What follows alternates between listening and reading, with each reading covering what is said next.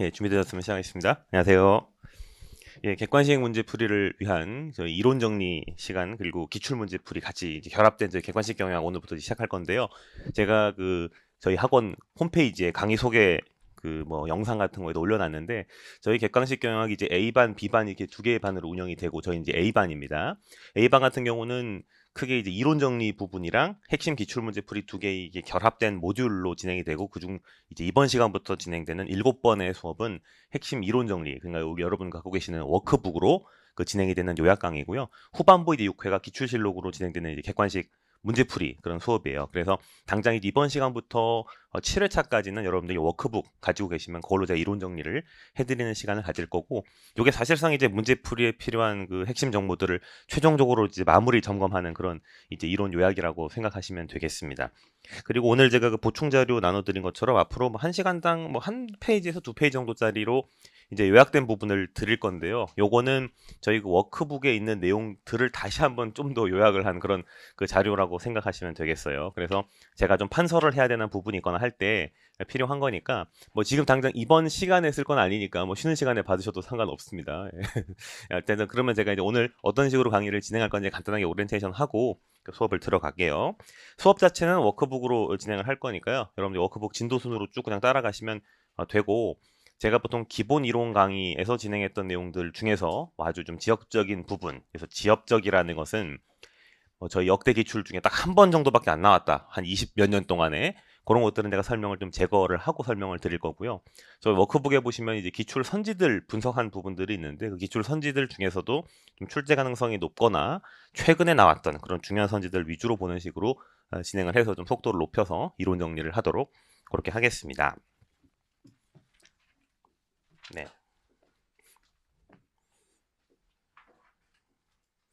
예, 제가 봄종합반 때도 요거 슬라이드를 한번 마지막 시간쯤에 보여드린 것 같은데, 올해가 이제 디즈니 뭐 탄생 100주년 이래가지고 뭐 꿈에 대한 이야기를 여기 적어 놓은 거예요. 그래서 월트 디즈니가 했던 말 중에서 제가 좋아하는 말을 가져온 것인데, 여러분이 이 꿈을 꾸신다면 하실 수 있다. 그러니까 지금 시기부터 여러분들이 사실 지금 12월 이제 시작됐잖아요. 그러니까 지금부터 뭐 중국 폐결을 시작하면 할 수 있을까요? 뭐 세법을 시작하면 지금부터 할 수 있을까요? 그건 좀 제가 잘 답을 못 드리겠어요. 그런데 경영학은 지금부터 시작해도 충분히 하실 수 있는 과목이니까 저를 따라서 열심히 하시면 여러분들이 경영학 24문제 중에 적어도 20문제는 맞추실 수 있다. 그런 자신감을 가지시면 될 것 같아서 이걸 보여드렸고요. 저의 소개이고요. 저희 그 강의 전체적인 그 스케줄인데요. 저희가 말씀드린 것처럼 7회는 이제 이론 요약으로 진행을 하는 저희 마무리 특강이고, 나머지 이제 6회 요게 기출실록으로 진행이 되는 그런 강의입니다. 기출실록 같은 경우는 이제 최신 기출부터 과거 기출로 쭉 이제 역순으로 진행을 할 겁니다. 우리 교재는 당연히 그 역순으로 되어 있기 때문에 그냥 교재 순서라고 생각하시면 되고요. 23년도 기출부터 풀이를 시작해서 쭉 과거 순으로 들어가는 방식으로 진행을 할 거고, 대충 아시겠지만 초반부에는 좀 설명드릴 게 많을 거예요. 왜냐하면 이게 문제 풀이를 바로 들어가는 거기 때문에 중복되지 않는 이론 같은 것들이 자꾸 나올 거라서 설명을 좀 드리겠지만, 뒤쪽 기출 문제로 가면 갈수록 앞에 설명했던 내용으로 커버가 되는 부분들이 좀 있을 거라서 뒤쪽으로 갈수록 좀 진도가 스피드하게 나갈 수 있다는 점을 미리 말씀을 드리고 시작을 하겠습니다. 예, 올해까지는 저희가 24문제로 출제가 되죠. 그죠? 24문제고 그 안에서 세부 비중을 보면은 이제 인사 조직 전략 이 앞부분이 보통 8문제로 묶여 있는 그 매니지먼트라고 하는 분야, 경영 관리라고 하는 분야인데, 최근의 추세는 전략은 거의 이제 거의 안 나오는 추세인 것 같아요. 그래서 제가 이제 정리를 할 때는 주로 조직과 인사 중심으로 설명을 드리고, 전략 같은 경우는 요 조직론 파트에서 저희 5장에 보면은 그 조직 구조라는 부분이 있어요. 이거를 설명할 때 가끔 그 선지 5개 중에서 맞는 것 또는 틀린 걸 고르세요 할 때 마지막 선지 하나를 여기 전략에 있는 선지를 쭉 갖고 오는 경우가 종종 있거든요. 이게 한 5년에 한 번 정도. 그래서 요 5장의 문제를 푸는데 필요한 수준의 전략 내용만 좀 설명을 드리는 방식으로 진행을 할 거고요. 그다음에 마케팅 8문제. 마케팅은 여러분들이 이제 대략 좀 아시겠습니다만 4P에 대한 부분이 한 4문제가 출제가 되고, 그러니까 제품, 가격, 유통, 촉진이라고 하는 부분이죠. 그다음에 기타 부분인데, 기타 부분에서 보통 두 문항 정도를 차지하고 있는 것이 이제 그 소비자 행동이라고 하는 분야가 있어요. 저희 교재로 치면은 11장인데요. 이게 좀 문제가 좀 어렵게 나오는 부분이기 때문에 요거 좀 주의해서 공부를 해주시고, 나머지 두 개는 출제하시는 교수님의 개인 취향이다, 이렇게 생각을 하시면 되겠고요. 생산 운영 관리 같은 경우는 요새 거의 기조가 나오는 패턴이 재고 관리 한 문제, 품질 관리 요 한 문제, 요게 이제 21장, 22장 이렇게 돼 있고, 그다음에 라인 밸런싱 요거 한 문제, 수요 예측, 계산형 문제로 한 문제. 요 네 파트는 거의 고정적으로 나오는 것 같아요. 재고 품질, 라인 밸런싱, 수요 예측. 나머지 분야는 이제 SCM이라고 해서 이제 공급 사슬 관리랑 JIT. 20장인데 여기서 이제 얘가 나오거나 보통 한 문제 출제가 되고, 그다음에 생산 시스템 설계라고 그냥 제가 부를게요. 여기서 한 두 문제 정도 이렇게 보통 출제가 돼서 하나, 둘, 셋, 넷, 다섯, 여섯, 일곱 문제 정도 나온다고 생각하시면 되고, 나머지 하나는 이제 뭐 교수님 취향에 따라 출제되는 그런 부분이라고 생각하시면 되겠습니다. 지금 뒤쪽으로 갈수록 예측 가능성이 좀 높아져요. 앞에서 뒤로 갈수록 예측 가능성이 높다는 게 이제 기출 범위를 열심히 공부하시면 누구나 풀 수 있게 이제 문제가 나온다는 거고요. 그래서 근데 아쉬운 점은 수험생분들의 집중력이 보통 앞부분에만 집중되어 있기 때문에 뒤로 갈수록 대충 공부하시는데, 뒤쪽이 오히려 그 점수 밭이 될 수가 있으니까 특히 생산관리 파트를 잘 가져가시면은 적은 시간 투자해서 많은 문제를 푸실 수가 있을 거라고 생각합니다. 제가 기본 강의 때도 말씀을 드렸던 것이지만 24문제 중에서 이제 이 그림이 시사하는 거는 이제 체계적 위험, 열심히 준비해도 대처 안 되는 게 몇 개냐 하면 보통 2개에서 3개 정도가 아무리 열심히 기출 문제를 풀어도 못 푸는 문제 수준이고, 나머진 다 기출을 해결하면은 풀 수 있게 출제가 되니까 여러분들이 그 부분에 집중하시면 될 것 같습니다. 저희 수업도 이렇게 리스크에 해당되는 부분은 빼고 진행을 한다는 걸 말씀을 드렸고요.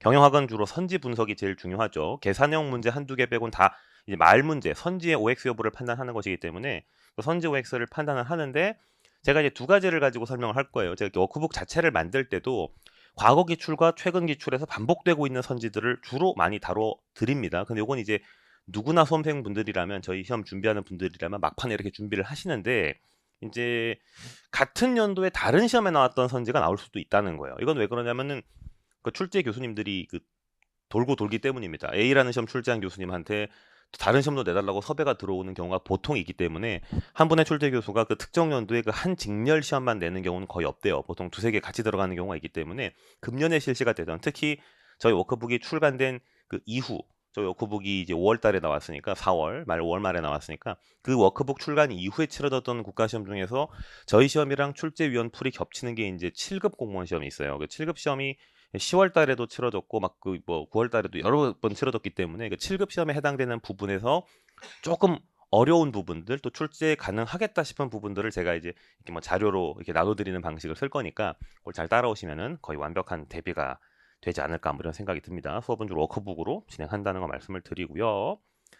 뭐 공부하실 때는 사회문화 과목 공부하는 느낌이 뭔 뜻인지 아시죠? 그죠? 대충 이해한다면 다 외워라 이거죠, 그죠? 대충 이해한다면 외우시면 되고요. 워크북에 주로 메모하시거나 단권화 하시면 되고, 이제 복습하실 때는 기출 선지를 이제 읽어보시고, 제가 설명드렸던 거 선지를 같이 읽어보고 이해가 되면은 다음 진도로 넘어가시면 되고요. 기출 선지가 이제 납득이 안 갈 때만 여러분들 이거 내용 공부를 다시 리뷰한다고 생각하시면 복습 시간이 좀 줄어드실 거예요. 그리고 반드시 여기에 대한 기출 문제집을 통한 실력 점검하라고 되어 있는데, 저희는 수업 중에 후반부에서 그 기출실록으로 문제를 풀 거니까 저랑 같이 따라오시면은 저희 그 강의 시간만 투자를 해서 점수를 좀 얻을 수 있는 그런 과목이다 라고 생각하시면 되겠습니다. 그러면은 뭐 오리엔테이션은 이 정도로 하고 바로 이제 교재 진도를 나갈게요. 1장 워크북 보겠습니다.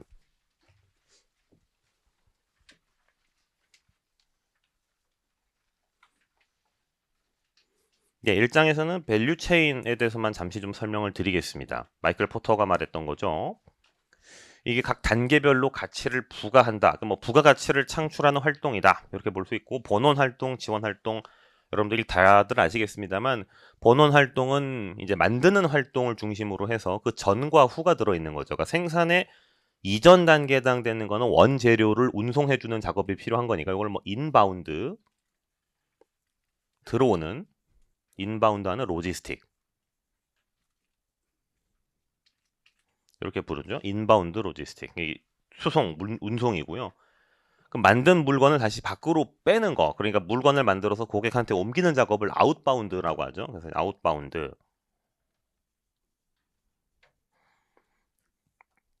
나중에 여러분들이 이제 합격하셔가지고 현업에 일을 하시다 보면은 이제 보통 인바운드나 아웃바운드 이런 말 많이 쓸 건데 그게 이제 우리 회사로 들어오는 쪽이 인바운드고 나가는 게 아웃바운드예요. 만든 것을 판매하는 활동 마케팅. 요게 이제 본원 활동에 들어가고 만든 물건에 대해서 사후 지원. 그러니까 AS라고 표현을 하기도 하고 그냥 서비스라고 표현을 하기도 합니다. 서비스. 두 가지가 본원 활동이다. 근데 이제 본원 활동을 다른 말로는 이걸 이제 주요 활동이라고도 번역을 하고 주요 활동. 여기 나오는 것처럼 이제 중요한 활동, 기간 활동이라고 표현을 하기도 하고 뭐 메이저 활동이라고 부르기도 하고 막 교수님들마다 부르는 명칭이 여러 가지가 있는데 하여튼 본원 활동이 가치를 창출하는 직접적 활동이다. 반대로 이 가치 창출에 직접적으로 관여하지는 않는데 뭐 좀 도와주는 보조 역할을 하는 걸 이제 지원 활동이라고 부르고 있고요. 지원 활동, 보조 활동 같은 말이죠. 대표적으로 시험에 나오는 게 이제 인프라라고 하는 겁니다. 인프라는 이게 이게 유형 자산이죠. 유형 자산. 그러니까 토지, 건물, 차량 이런 거 관리하는 건 다 지원 활동에 들어가고요. 그다음으로 인사 관리랑 연구 개발 요거는 전형적으로 시험에서 자주 나오는 지원 활동입니다. 헷갈리지 마세요. 생산 관리 안에 R&D가 들어가기는 하는데 우리가 이 기간 활동과 지원 활동으로 구별할 때는 R&D를 별도로 지원 활동으로 빼고 있습니다. 따로 빼서 이해해 주시면 될 것 같고요. 그럼 선생님들 헷갈리고 막 출제하는 분들도 헷갈리는 게 뭐냐면 요 구매 조달이에요. 요거 인바운드 로지스틱이랑 되게 헷갈리게 나오거든요. 그래서 이 부분은 여러분들이 시험 선지에 만약에 이 물류 예를 들어서 우리 회사로 뭔가 운송하는 활동이라는 게 선지에 나오게 되면은 이게 어떤 기출 문제는 교수님들이 이거를 이제 본원 활동이라고 표시를 하는데 어떤 기출 문제에서는 또 지원 활동이라고 분류를 하고 막 그래요. 그래서 이걸 교수님마다 분류하는 기준이 뭐 원재료를 가져오는 인바운드는 본원 활동이고 소모품을 인바운드 시키는 거는 뭐 지원이다. 이렇게 이제 분류하는 교수님들도 있고 막 다 말이 다르고 한 2년 전에 공무원 시험에서는 그래서 이걸 복수 정답 처리도 하고 막 그랬어요. 교수님들도 헷갈려가지고 이게 뭐 본원 활동인지 지원 활동인지 다음 중 본원 활동을 찾아라 이랬는데 선지 중에 이제 헷갈리는 얘가 들어가니까 이거를 본원으로 공부한 학생과 아닌 학생들이 막 이의제기 신청을 했는데 그 당시 출제하신 교수님이 좀 마음이 씨가 좋으신 분인지 그냥 다 받아줬어요. 그래가지고 헷갈리는 거 맞네 이래가지고 복수 정답 처리해주고 막 그랬는데 결과적으로 저희 시험에서는 아마 주로 물어본다면 이제 이 인바운드니까 운영 활동으로 일단 생각을 하시되 정답이 한 개가 안 나온다. 그러면은 예로 분류하는 것일 수도 있겠다라고 좀 의심을 하시면 좋겠고 거의 나머지 선지들로 결정이 되게 문제는 내시니까요. 대부분 정답은 둘 중에 하나에서 나오는데 인사관리랑 R&D를 가지고 보통 지원 활동이라고 많이 문제를 내요. 그래서 두 가지를 가지고 여러분들이 정리를 잘 해주시면 될 것 같습니다. 네, 요걸 가지고 이제 문제가 나온다는 거고. 그래서 선지를 보면요. 최근 선지 몇 개만 볼게요. 저희 회계사 17년 선지 포토에 따르면 기업 활동은 주 활동, 보조 활동으로 구별이 되는데 기술 개발, 연구 개발은 제가 인사 관리랑 더불어 대표적인 보조 활동이라고 이야기했으니까 맞는 말이 되는 거고요. 그다음 05년도 선지 중에서 요거 여기 05년 변형 21년 7급 같이 나온 거요. 제품의 가치를 유지 증진시킴으로써 직접적으로 이윤을 창출하는 활동이라는 것 자체가 이게 뭐예요? 이게 그 본원 활동의 정의예요. 그죠? 직접적으로 가치를 창출하는 활동 자체가 본원 활동의 뜻이니까 이건 본원 활동의 뜻을 잘 설명하고 있다라고 보시면 될 것 같고요. 그다음에 이 7급 선지에서 나온 표현이긴 하지만 좀 하나 좀 알아두시면 좋은 게 여기 지금 업스트림, 다운스트림이라는 게 있는데 이게 아까 제가 말씀드렸던 그 인바운드, 아웃바운드랑 조금 다른 게 우리 밸류 체인이 이제 왼쪽에서 오른쪽으로 가는 거잖아요. 그럼 이게 물이 이렇게 왼쪽에서 오른쪽으로 흘러간단 말입니다. 물이 이렇게 흘러가니까 이제 이쪽에 있는 게 하류 활동인 거고요. 반대로 거슬러 올라가는 건 상류 활동 이렇게 표현을 합니다. 그래서 여기 보시면은 판매 후 애프터 서비스 활동은 제일 끝에 있는 거니까 이건 가장 하류에 있는 활동이라고 볼 수가 있는 거죠. 근데 나머지 활동들은 기준이 뭐냐에 따라서 상하류가 바뀌겠죠. 예를 들어서 이 마케팅 입장에서 생산 관리는 상류에 있는 활동이죠. 근데 이 인바운드 로지스틱 입장에서 생산 관리는 그 다음 단계니까 하류 활동이 되는 거예요. 이해되세요? 이게 무슨 말이냐면 여러분 그 전략에 보면 전방 통합, 후방 통합 나오는 거 있잖아요. 그때 이제 이쪽 방향, 오른쪽으로 가면 전방 통합이니까 얘가 얘를 인수합병하는 건 전방 통합이죠. 근데 거꾸로 얘가 얘를 인수합병하는 건 후방 통합이 된다고요. 그러니까 결과적으로 두 회사가 합병하는 건데 누가 합병의 이니셔티브를 쥐느냐에 따라서 그 가치 사슬을 진행 방향으로 가는 건 전방이고 반대로 가는 건 후방이죠, 그죠? 다들 아는 거 아니에요? 표정이 되게 안 좋으시네. 다들 아시는 거라고 생각을 했는데 하여튼 그런 거 알아두시기 바라겠습니다. 그 다음에 13년도 선지 볼게요. 포토에 따르면은 마케팅은 우리 본원 활동이죠. 재무관리는 지원 활동이죠. 생산관리는 본원 활동이죠. 인사관리는 지원 활동이죠. 다 섞여 있으니까 본원 활동이 아니다. 이렇게 알아두시면 되겠습니다. 이렇게 확인해 두시고 다음 진도로 넘어갈게요. 여기서부터는 쭉쭉 넘어가세요. 삭제 다 넘어가고 다 넘어가고요. 회사의 특성 다 넘어가겠습니다. 2절로 들어가서 뭐 경영자의 역할 요것만 잠깐 좀 보겠습니다. 그 소유 경영자, 오너랑 전문 경영자, 우리 보통 뭐 CEO라고 하는 분들의 차이만 잠깐 살펴보면은 통상 소유 경영자는 그 리더십이 강력하고 또 과감한 혁신과 빠른 대응이 가능하다라고 책에 적혀 있어요. 오너는 환경 대응의 속도가 빠르다 이렇게 되어 있습니다. 근데 공부를 좀 하신 분들은 그런 문장 보셨을 것 같은데 5장에서요. 우리 조직 구조 파트에서 조직 구조의 세 가지 구성 요소로서 복잡성,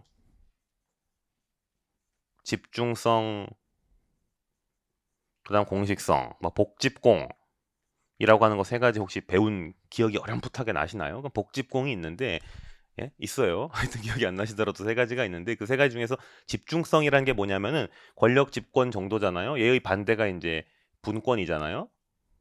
분권성. 근데 이제 기출 문제가 뭐가 나왔었냐면은 이제 집권성일 때보다 집중성이 높을 때보다는 분권적일 때가 이제 환경 대응이 유리하다. 뭐 이렇게 맞는 선지로 이게 출제가 됐단 말이에요. 그러니까 선생분들이 이제 헷갈리는 게 앞에서는 오너에게 권력이 집중되어 있는 소유 경영자가 빠른 대응에 가능하다고 책에 적혀져 있는데 왜 똑같은 책에 뒤에 가면은 또 분권화를 해야 환경 대응이 유리하다고 적어놨느냐 이렇게 표현을 하시는 분들이 계신데 이 조금 핀트가 달라요. 소유 경영자가 환경 대응 속도가 빠르다는 건 의사 결정을 빨리 한다는 거예요. 의사 결정. 여기서 이제 환경 대응이라는 건 이 대응이 의사 결정을 뜻하는 거고 당연히 오너 본인이 판단하는 게 제일 빠르다는 거죠. 근데 이제 집권화, 분권화 이야기할 때 분권화가 환경 대응이 잘 된다 할 때 여기서 환경 대응이라고 하는 것은 고객 응대예요. 고객 응대. 고객이 원하는 걸 그때그때 채워주려면은 직원들한테 권한을 위임을 해줘야 되겠죠, 그죠? 뭐 어디 갈 때마다 클레임을 걸 때마다 저희 대표님께 물어보고 결정할게요. 이렇게 말하면 고객이 열받을 거 아니에요. 그러니까 직원들한테 좀 재량을 줘야만 고객 응대가 된다. 그런 뜻으로 이제 분권화해서 환경 대응이 잘 된다. 라고 이야기를 하는 겁니다. 아시겠죠? 그래서 똑같은 환경 대응이라는 표현을 쓰는데 이게 오너냐 아니냐라고 물어볼 때는 오너일 때는 의사결정의 뜻으로 사용되니까 오너가 유리하다. 환경 대응하기가 이렇게 나오는 거고요. 반대로 이제 분권, 집권 이렇게 이야기할 때는 고객 대응 속도 측면에서는 분권화시키는 것, 직원한테 권한을 주는 시스템이 훨씬 더 유리하다. 이렇게 우리가 정리하시면 되는 거예요. 그다음은 전문 경영자의 장점으로서 보통 이 소유 경영의 분리를 통한 동의어가 이제 합리성 이 두 개 같은 말이에요. 소유 경영이 분리가 되어 있으니까 내 거라고 생각해서 이상한 판단을 하지 않고 합리적 판단을 할 수 있다. 그런 내용이고요. 대신 단점으로는 단기적 시각. 단기적 시각. 자기 임기 동안만 생각하는 거니까 그죠? 임기를 고려한다. 뭐 이것만 생각하시면 될 것 같습니다. 이제 소유 경영자와 전문 경영자 차이만 알아두고 네, 넘어갈게요. 선지는 아주 너무 그 옛날에 나왔던 거기 때문에 제가 딱 한 개만 보고 넘어갈 건데요. 그 첫 번째 선지가 맞는 말이거든요. 2000년 선지니까. 여기 계신 수강생 분들보다도 나이가 든 선지 아닌가요? 여기 일부 선지들은 그죠? 기업이 대규모화되면서 경영의 문제가 복잡해지고 자본이 분산됨에 따라서 자본이 분산된다는 게 무슨 말이냐고 질문을 제가 가끔 받는데 이것만 설명드리자면 자본의 분산이라고 하는 거는 주주의 수가 증가한다 이 말입니다. 자본이 분산된다는 건 주주의 수가 증가한다. 그러니까 이제 옛날에 오너가 권력을 다 독점하고 있던 시스템이 아니다. 그러니까 이제 소유자가 혼자서 다 권력 가지고 의사결정하려고 해도 소유자의 지분율이 점점 줄어드니까 오너의 지분율이. 그래서 이제 전문 경영인이 필요하다. 뭐 그런 논리라고만 생각하시면 되고요. 됐죠? 네, 넘어갈게요. 넘어가겠습니다. 쭉쭉쭉. 저희는 2장으로 들어가겠습니다. 2장은 뭐 한 4, 5년에 한 번씩 문제가 나오기는 해요. 그래서 이제 아예 제낄 수는 없고 몇 가지 부분 위주로 좀 설명을 드릴게요. 요 부분 단원 개요 그 앞부분에 요 그림이 있죠, 그죠?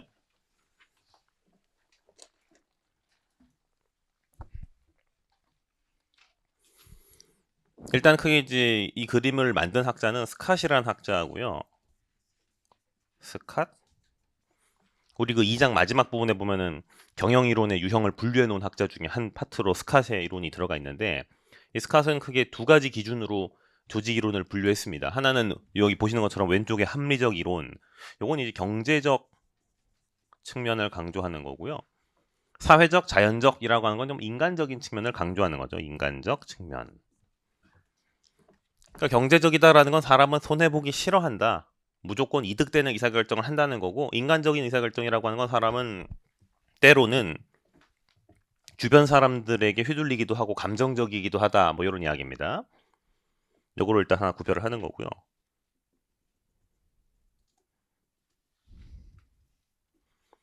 그 다음은 이제 가로축, 요거 세로축 있죠. 위아래 구별하는 것은 지금 과거, 현재 이건 시간 분류고 사실 내용상으로 따지면 요건 폐쇄 시스템, 그 다음 개방 시스템 이렇게 분류하는 거예요. 개방 시스템.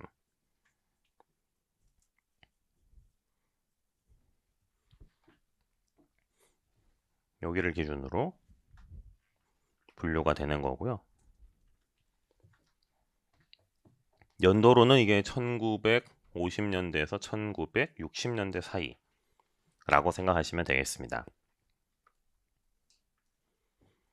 그래서 이제 역사적으로 한 번 이론이 전환되고 두 번 전환이 되고 이제 세 번 이게 전환이 되는 거죠. 전환이 되는 거고 그 주류 이론들의 이렇게 헤게모니가 바뀔 때 등장한 중요 사건들이 있거든요. 이제 고전 이론에서 신고전 이론 넘어가게 된 계기가 된 사건이 이제 호손 실험. 이거 여기서 금년에 그 실급 문제가 출제가 됐는지 좀 어렵게 나와서 제가 요거 좀 이따 설명을 드릴 거예요. 그다음 신고전 이론에서 이제 3, 4분면으로 넘어가게 된 계기는 제 1, 2차 세계 대전입니다. 1차, 2차 세계 대전 전쟁 이고요. 그다음 마지막 이제 세 번째 사분면에서 네 번째 사분면으로 넘어가게 된 계기가 되는 사건이 오일 쇼크, 석유 파동.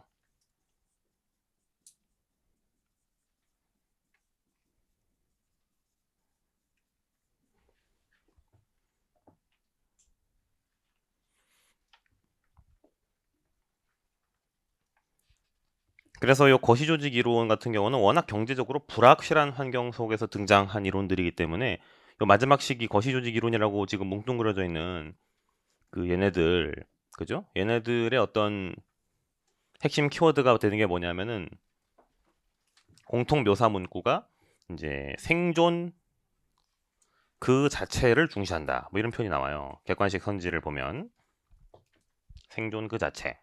그러니까 워낙 환경이 불확실하니까 이제 살아남자 이거죠.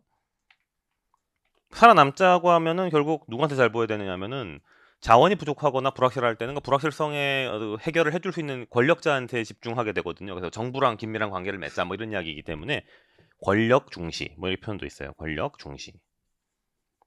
이게 이제 두 가지 키워드. 그러니까 생존과 권력. 그러니까 살아남기 위한 이론이라고 생각하시면 되겠어요. 근데 뭐 저희는 다 볼 필요 없고 마지막에 있는 요 자원기반 관점 얘만 볼 거예요. 얘가 또 올해 공무원 시험에서 중요하게 출제가 돼가지고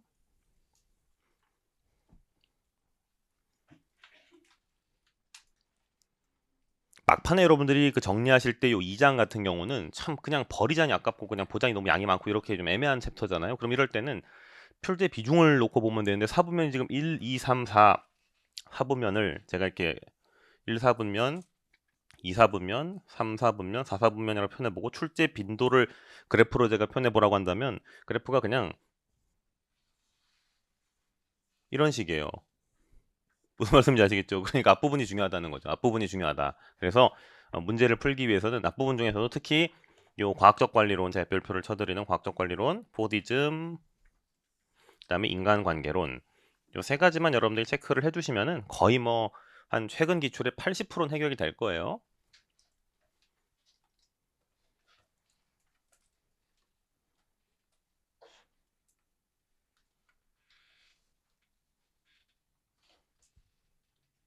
만약 머릿속에 여유가 있다, 좀 더 시간이 있다 그런 분들은 요 시스템 이론 정도까지, 요건 뭐 별표를 좀 뭐 치긴 좀 그러니까 그냥 중요하다고 체크만 할게요. 요거 정도까지 한번 보고 넘어가시면 될 것 같습니다. 나머지 이론들은 뭐 그냥 과감하게 제끼죠. 그게 나을 것 같죠, 그죠?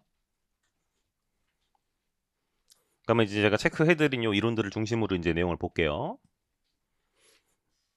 일단 요 고전 이론, 지금 우리 봤던 요 네 가지 있잖아요. 관료제, 과학적 관리, 일반 관리, 포디즘, 요 네 가지 중에서 유럽 이론인 두 개가 있어요. 일반 관리론이랑 관료제. 얘네들은 전부 다 좀 거시적이다. 요것만 체크를 좀 해주세요. 왜냐하면 여기서는 이제 경영자나 관리자가 뭘 해야 되는가에 초점을 두는 이론이기 때문에, 나머지 이론은 이제 종업원 관리 어떻게 할 거냐에 대한 이론이라면 얘들은 경영자가 어떻게 할 거냐 뭐 이런 이론이다. 그것만 차이를 두고 있습니다. 체크하셨죠? 배버 관료제로는 그냥 제끼려고 하는데 이제 최근에 나온 것만 좀 설명을 드릴게요. 기출선지를 볼게요. 바로 기출선지에 보시면 여기 하나가 있죠. 23년도 기출선지 보겠습니다. 배버가 주장한 이상적 관료제는, 여기서 수험생분들이 이상적 관료제가 있다면 그냥 관료제는 뭡니까? 이렇게 질문을 하시는 분들이 계신데, 이상적 관료제가 그냥 관료제예요. 아시겠죠? 왜냐면 배버가 관료제란 아이디얼한 사회 시스템이다라고 정의를 했거든요. 그러니까 배버는 관료제가 이상적 사회 구조라고 봐요. 그래서 이상적 관료제는, 여기서 이상적이라는 말은 있으나 없으나 그냥 같은 말이다 라고 생각하시면 되고, 분업, 이건 뭐 당연히 1, 4분면, 우리 경영학 이론에서 첫 번째 4분면 과학적 관리랑 같은 멘탈리티를 가지고 있으니까, 그죠? 맞는 거고 당연히 계층 구조를 강조한다. 그리고 뭐 비공식이 아니라 공식적으로 뭐 뽑는다, 맞는 말인 것 같죠? 근데 이제 비인간성, 이게 많은 분들이 어려워하시는데, 비인간성이라는 부분은 제가 책에도 적어놨습니다만, 비인간, 비개인, 이게 뭐냐면은 사람, 관료가 바뀌더라도 매뉴얼이나 시스템으로 돌아가는 회사라면 후임자가 누가 오더라도 일이 계속 진행이 돼야 된다는 거예요. 이게 그 특정한 개인에게 휘둘리는 시스템이면 안 된다는 거예요. 그걸 이야기하는 겁니다. 그래서 사람이 바뀌어도 업무는 연속된다는 의미를 비인간, 비개인이라고 표현을 하고 있기 때문에, 이거 나쁜 거예요, 좋은 거예요? 이건 좋은 뜻이에요. 비인간이라는 게 나쁜 뜻이 아니고 좋은 뜻이다 라는 걸 알아두시면 될 것 같고요. 뭐 경력지상은 경력직을 중시한다. 문서, 모든 걸 문서로 정리한다. 나머지 선지는 공부 안 해도 되는 건데, 이제 비개인, 요게 좀 어려워서 요것만 좀 설명을 드리고 넘어가겠습니다. 최근 저희 CPA 시험에서는 20년 동안 요거 딱 하나 출제가 됐어요. 넘어가겠습니다. 과학적 관리론, 이건 중요한 이론이니까 키워드 체크 다 해보겠습니다. 과학적 관리론은 경제적 인간관, 사람은 이해타산에 민감하다. 이해관계에 민감.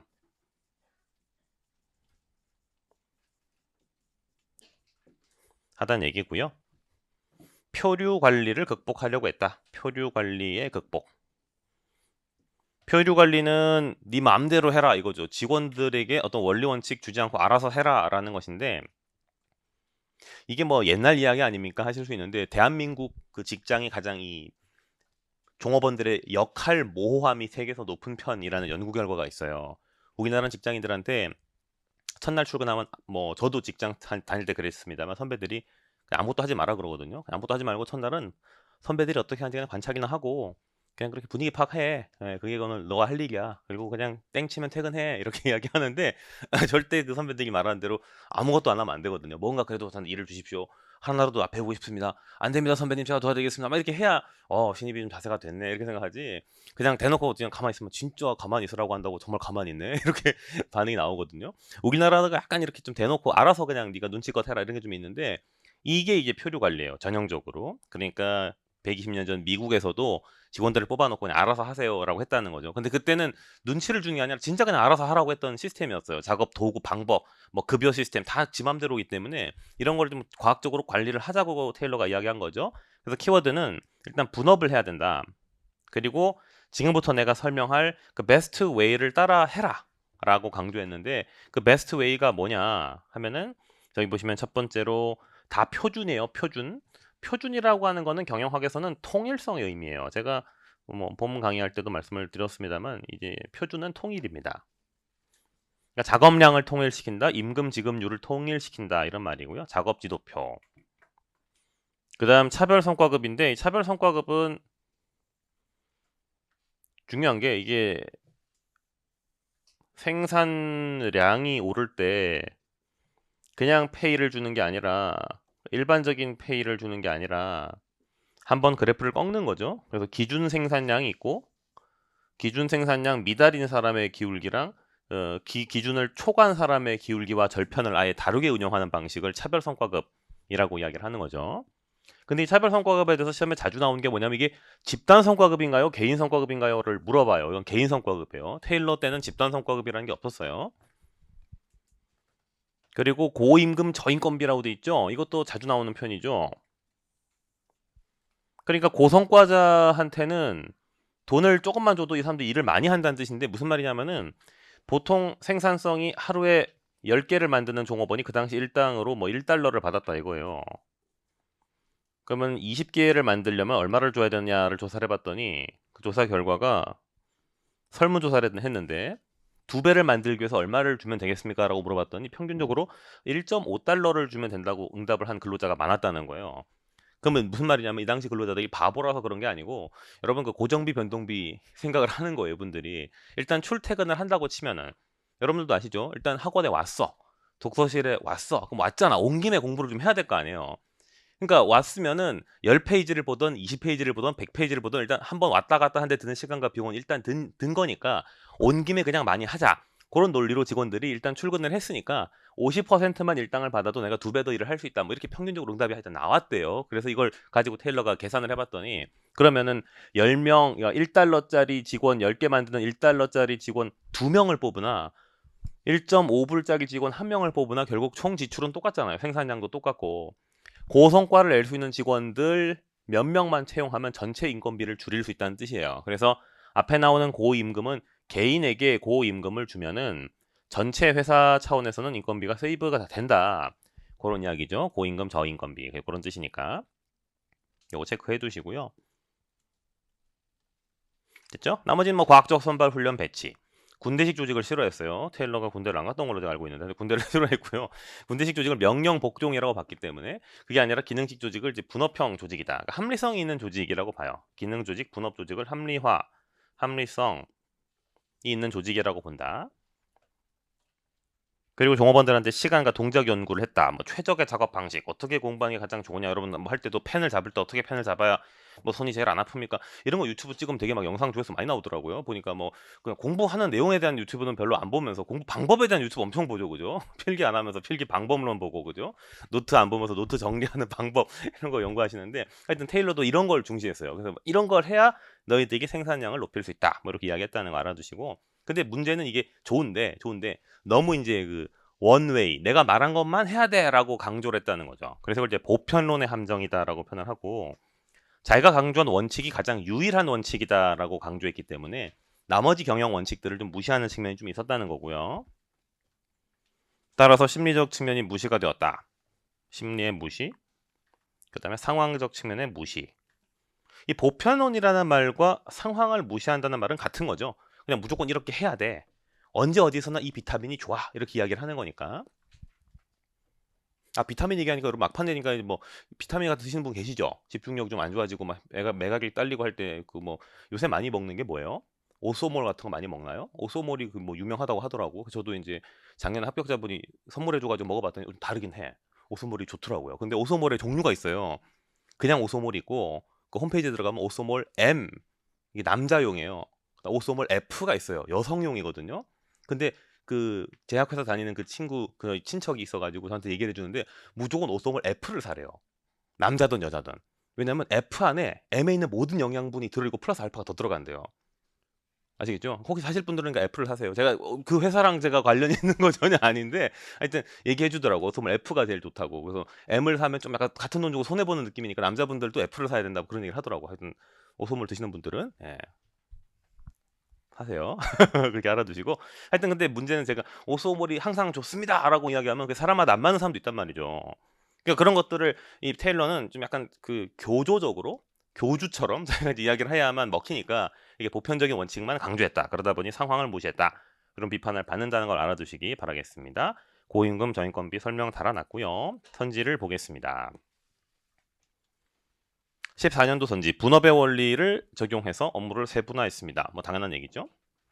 그다음 17년도 선지 과학적 관리의 주요 내용인 과업 관리 방법으로는 표준화, 그러니까 작업 자체를 통일시킨다. 조건도 통일시킨다. 표준은 통일이니까. 그다음 차별 성과급을 준다. 맞는 말이죠. 그다음 17년 선지 역시 볼게요. 방임 관리를 지양. 그러니까 방임이라는 게 아까 배웠던 표류 관리랑 똑같은 거예요. 네가 알아서 해라는 거를 지양, 그러니까 피한다는 거죠. 그리고 고임금 저인건비인데 인건비랑 노무비랑 같은 말이죠, 그죠? 같은 말이니까 알아두시면 되고요.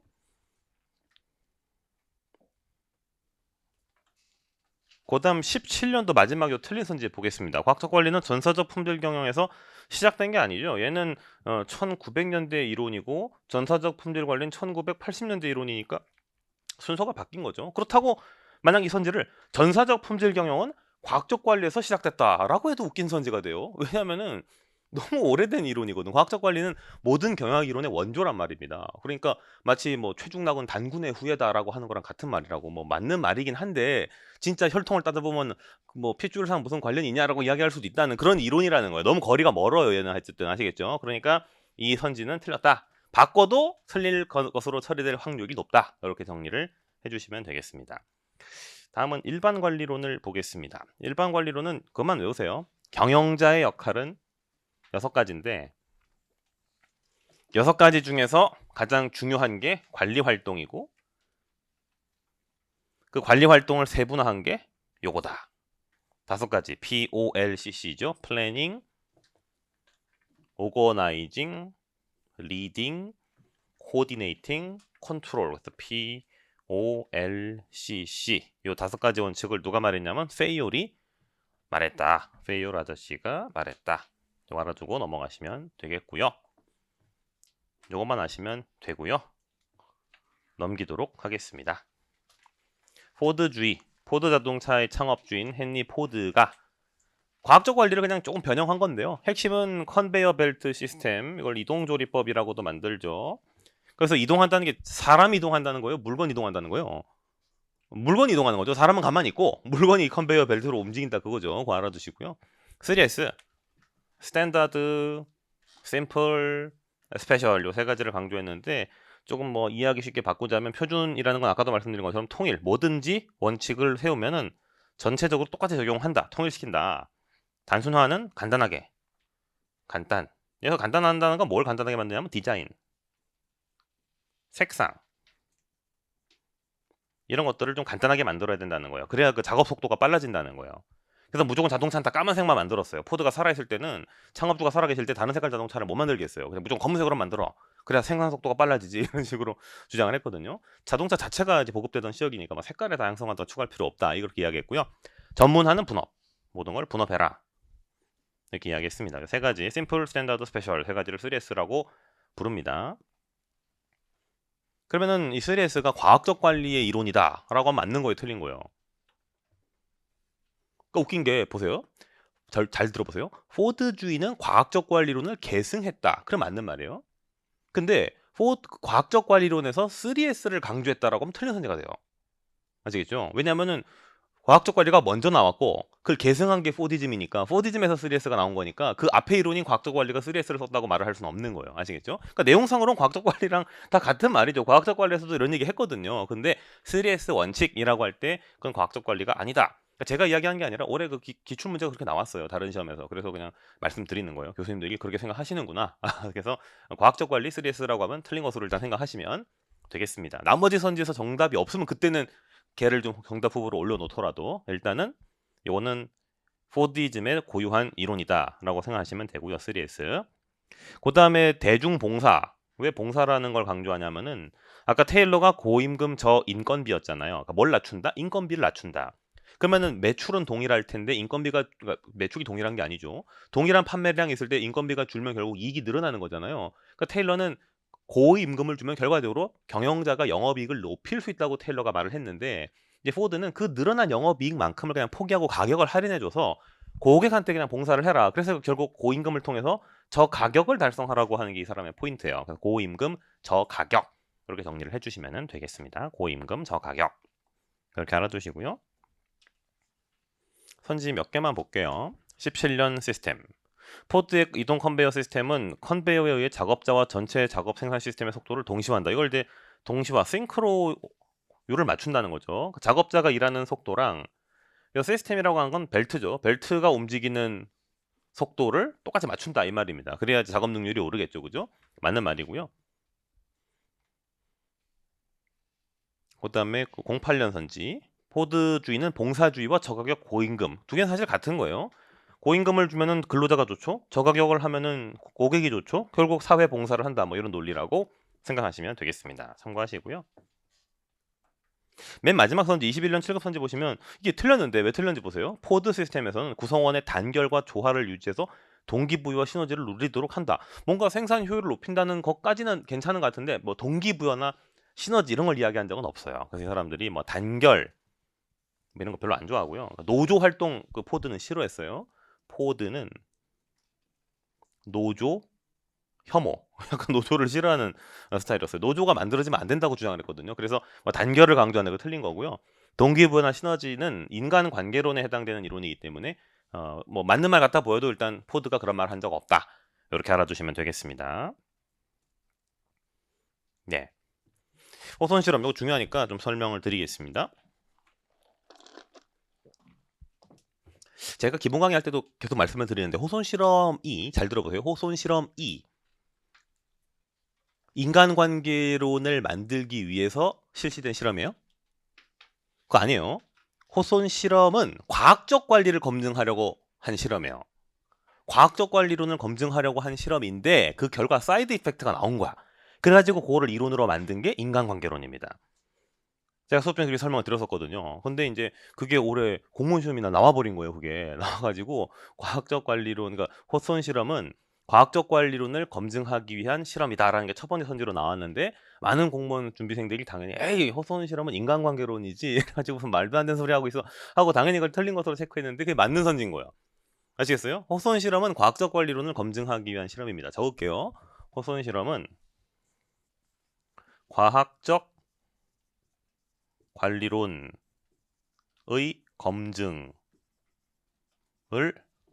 목적으로 함. 그러나 괄호하고 but 실패. 그래서 인간관계론이 나오게 된 거예요. 과학적 관리론이 핵심이 뭐예요? 과학적 관리론은 아까도 말씀드린 그 one best way예요. one best way. 이걸 찾아보려고 했다고요. 그 one best 조명의 밝기를 연구한 게 조명 실험이에요. 원 베스트 팀워크 조건을 찾으려고 한 게 계전기 실험이라고요. 근데 두 실험이 다 실패해가지고 면접을 통해서 물어본 거지. 너 도대체 왜 그렇게 이상하게 일하냐? 그랬더니 이제 과학적 관리보다 더 중요한 인간관계가 발견되었다라는 거죠. 그래서 그 결과적으로 이 배전기 실험 가면 마지막으로 이제 이 인간관계론을 확인하는 단계가 되는 거죠. 되는 거고 앞부분의 실험들은 전부 다 이 인간관계론이란 이론이 만들어지기 전 단계라고 보시면 돼요. 아시겠죠? 그래서 일단 첫 번째 포인트 과학적 관리론 검증하는 실험이다. 두 번째는 그 실험의 순서, 조명, 계전기, 면접, 배전기, 조계면배 이렇게 부르죠. 조계면배. 제가 원래 두 문자 따는 걸 별로 안 좋아하는데 머리 글자 안 따면 안 외워지신다는 분들이 계셔가지고 조계면배 이렇게 알아두세요. 이 순서를 물어보는 문제가 좀 자주 나와요. 그래서 뭐가 제일 먼저 실험이냐, 두 번째 실험이 뭐냐 이렇게 물어보니까 계전기와 배전기가 뭔지는 우리 몰라도 돼요. 전자제품의 그냥 부품 이름이라고 합니다. 누가 말했어요? 메이오. 하버드 대학교 교수죠. 근데 최근에 뭐 레슬리스 버거도 가끔 나와요. 레슬리스 버거는 그 제자입니다. 제자 교수인데 하여튼 메이와 레슬리스 버거가 실시했다. 알아두시면 될 것 같고요. 뭐 내용은 잘 아시죠, 그죠? 전문화가 안 좋을 수 있어요. 분업의 역기능. 그리고 물리적 작업 조건에 대한 저평가. 작업 조건이 그렇게 뭐 중요치 않다. 뭐 이런 거. 비공식 조직. 친구들이 더 좋다. 감정. 사람은 돈보다 감정적인 뭐 존재다. 뭐 민주적이다. 뭐 참여적이다. 이런 것들 다 좋은 말들 적혀져 있습니다. 그런데 이제 다 사람의 입장만 생각하다 보니까 조직 없는 인간은 중시하지만 회사 입장을 생각하지 않는다는 한계가 있다. 이렇게 알아두시면 되겠고요. 되셨죠? 뭐 이 정도로 내용을 한번 정리해보고 기출선지 보겠습니다.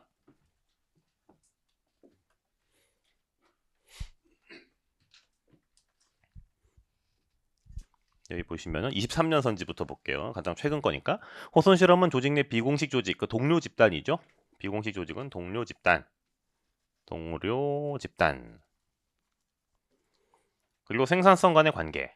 그러니까 뭐 공식 집단이 아니라 비공식적인 동료 간의 그 사이가 좋으면 생산성이 오릅니다. 뭐 이런 거를 밝혔다는 거고, 인간 관계가 개선이 되면 생산성이 오릅니다. 뭐 이런 걸 연구했다는 거니까 맞는 말이 되겠습니다. 위에 7급 선지를 볼게요. 호손 실험에 따르면 화폐적 자극, 그러니까 돈은 생산성에 영향을 안 준다. 이게 맞는 거죠. 화폐적 자극 대신에 뭐가 영향을 주는 거예요? 밑에 보신 것처럼 인간관계랑 비공식 조직이 생산성을 높인다라고 보는 그런 이론이라고 보시면 되겠습니다. 그리고 틀린 선지 보세요. 여기 지금 13년도 경영지도사 선지를 보시면 호손 실험의 주요 결론 중 하나는 작업자의 생산성이 임금 작업시간 노동 환경의 함수라는 것이다. 그러니까 생산성이라고 하는 것은 이걸 말로 식으로 표현해보면 F, 임금의 함수, 시간의 함수, 환경의 함수라는 건데 여기서 함수 안에 들어가는 게 이게 독립변수죠. 이게 원인이잖아요. 인디펜던트 베리어블이고 이게 종속변수, 디펜던트 베리어블이라는 이야기니까 쉽게 말하면 임금이 생산성에 영향을 준다 이 말인데 호손 실험은 그런 이론이 아니죠. 그죠? 이런 작업 조건이나 임금은 중요치 않다는 이론이기 때문에 이건 틀린 선지로 이해하시면 되겠습니다. 이 정도로 하고 넘어가겠습니다. 행동과학 이론 이건 뭐 다 필요 없고 두 가지만 말씀드릴게요. 행동과학은 종합학문이다. 한마디로 이제 잡탕 학문이라는 거죠. 이 행동과학 때문에 오늘날 경영학이 그 짬뽕 학문이 된 거예요. 그냥 모든 학문의 연구 방법론이나 이론을 다 끌고 와가지고 써도 먹어도 된다라고 면죄부를 주는 그런 이론이에요. 이걸 학제 연구라고 하죠. 종합학문, 학제 연구 여러 학문을 섞어서 연구하세요. 이렇게 이야기하는 이론이고요. 세부 학자들이 워낙 많습니다. 대표적으로 뭐 3장 동기부여나 4장 리더십에서 배운 사람들 다 행동과학자들인데 그중에 대표적인 학자인 그 맥그리거가 뭐라고 이야기했냐면 성설의 측면이 Y론이고 성악설의 관점이 X론이다. 그러니까 사람을 나쁘게 보는 이론과 Y론이 있다는 건데 그러면 이 X론, Y론이 있다는 게 결론이에요. 그게 아니고 이 사람의 요지는 관리자들이 X론이 아니라 무슨 론? Y론적 시각을 가져라 라고 하는 거예요. Y론적 시각을 가져라. 그래서 여기서 탈피해서 이렇게 이동을 해야 된다 라고 주장했다. 이렇게 말아주시고 시험에서는 이제 X, Y, 성선, 성악만 알고 있으면 문제를 풀 수 있게 출제가 되니까요. 선지를 보겠습니다. 가장 최근에 저희 시험 선지를 보면 틀린 선지인데요. 2020년 선지 볼게요. X, Y형 이론에 따르면 Y형, 이건 성선설이잖아요. 그죠? 이건 성선설. 사람은 착하다. 착하다가 포인트가 아니라 뭐 알아서 할 수 있다. 열심히 일한다 하는 게 포인트니까 관리자는 부하를 신뢰하고가 돼야 되겠죠. 하고 하지 않고가 아니라 부하들을 신뢰하고 철저히 관리하는 것이 아니라 재량을 허용한다가 돼야 돼요. 재량을 허용. 알아서 할 수 있다는 거니까 재량을 허용한다. 이렇게 말을 바꿔야 되겠죠. 그러니까 Y형 인간관을 가진 관리자는 부하를 신뢰하고 따라서 재량을 허용한다. 이렇게 해주셔야 되겠습니다. 마지막 요 17년 경영지도 선지 한번 보겠습니다. 엑스론에 따르면 현대 조직에 있어서 인간의 지적 능력은 일부분밖에 활용되지 못하고 있다.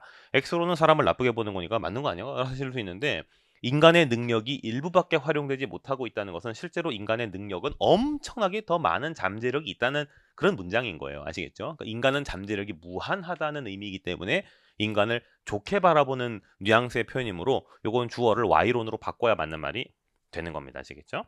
예.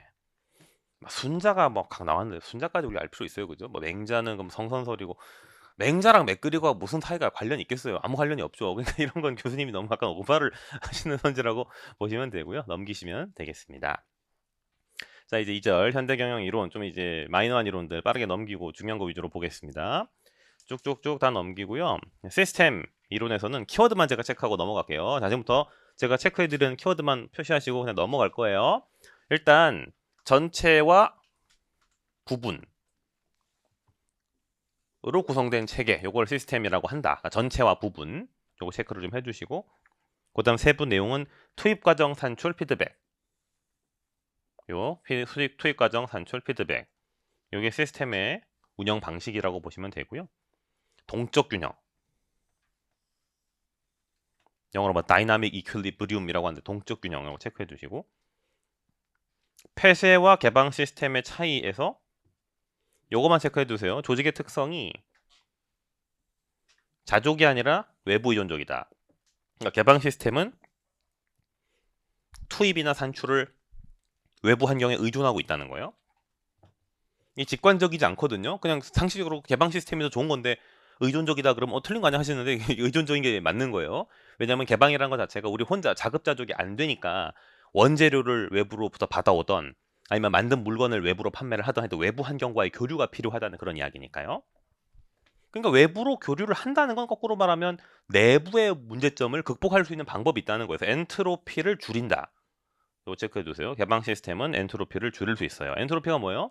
뭐 노폐물, 뭐 적폐 이런 것들이죠. 이런 것들을 다 이제 외부 환경으로 내보낼 수가 있다. 이게 개방 시스템의 특징이다. 그렇게 알아두시면 되고요. 집안에 쓰레기 배출 안 하면 집안에 자꾸 쓰레기들이 쌓이니까 주기적으로 배출해줘야 된다. 그런 이야기입니다. 그런 논리로 이해하시면 되겠습니다. 이 정도만 설명드리고 넘어갈게요. 선지도 안 보겠습니다. 상황이론도 넘어가겠습니다. 네, 거시조직이론 요거 보겠습니다. 오늘 나눠드린 프린트 제일 마지막 페이지를 보세요.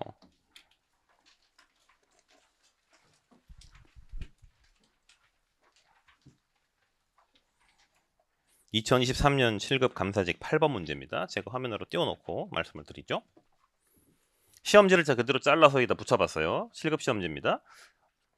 자원기반 관점에 불이호 모형에서 가에서 라에 들어갈 내용으로 옳지 않은 것은 이렇게 물었습니다. 어려운 문제예요.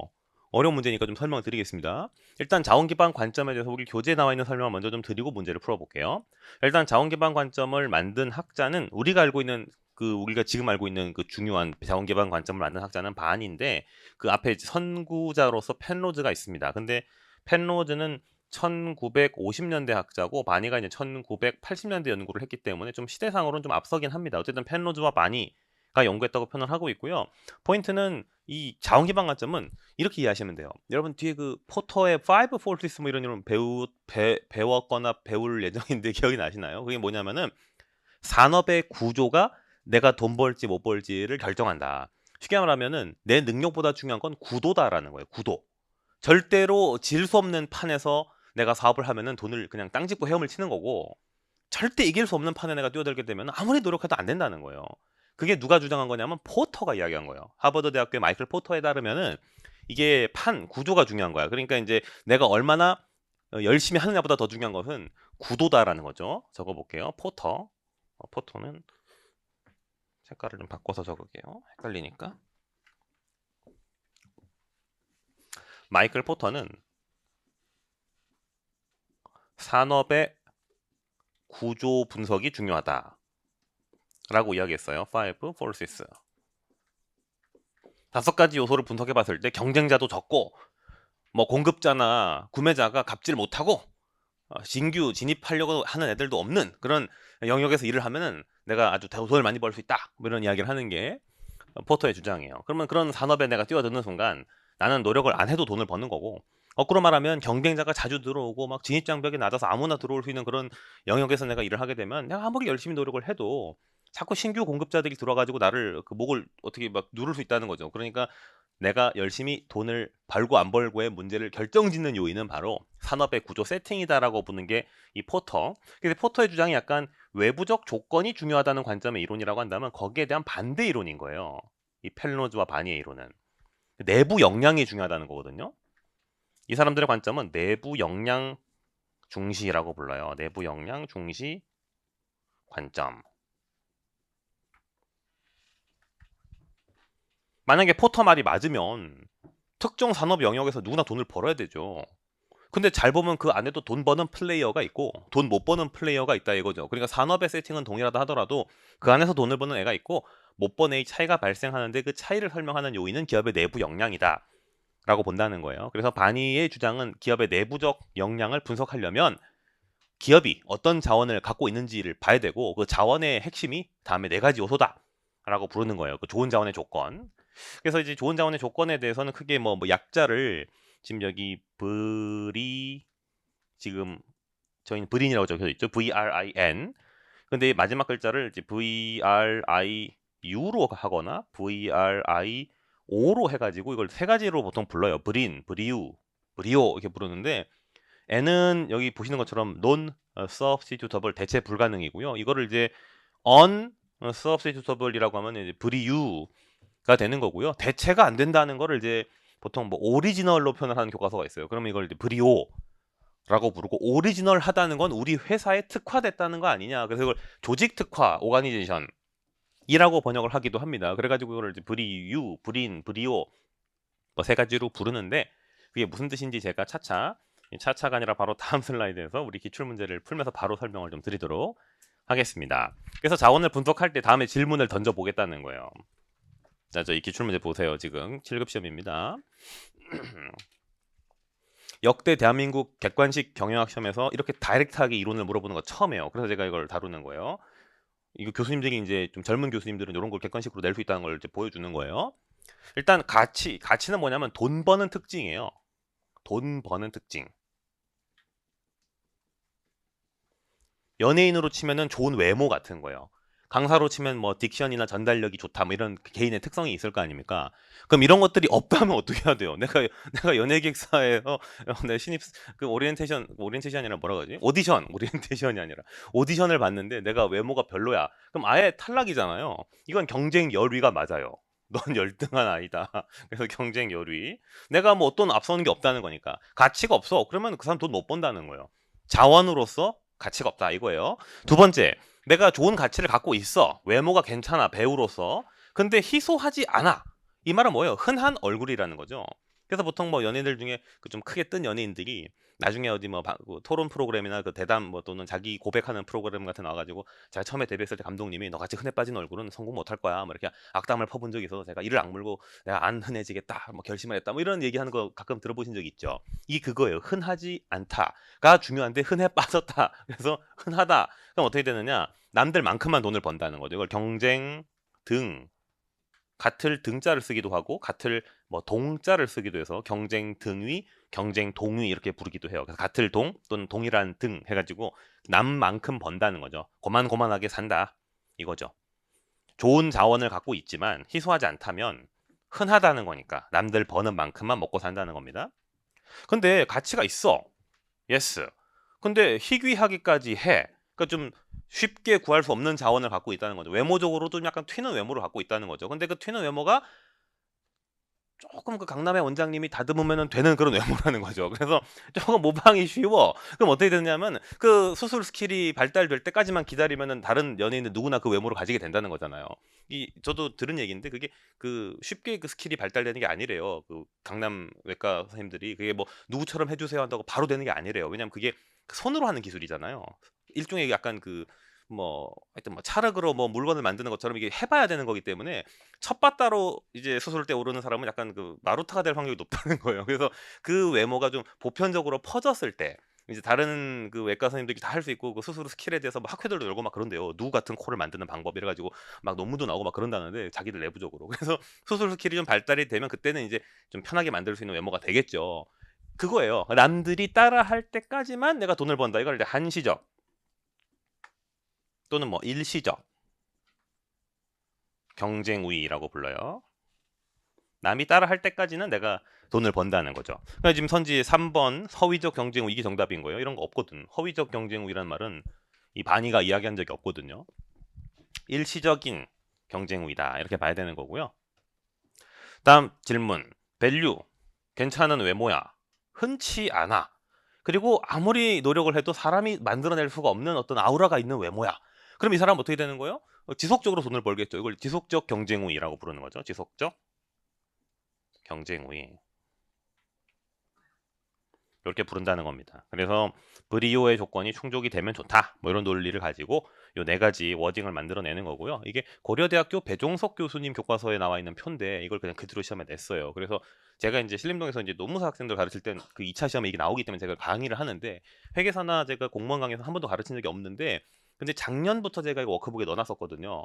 혹시 올해 그 봄종합반 들으신 분들은 제가 이거 강의한 거 들으신 적 있죠? 요 표 보신 적 있죠? 예?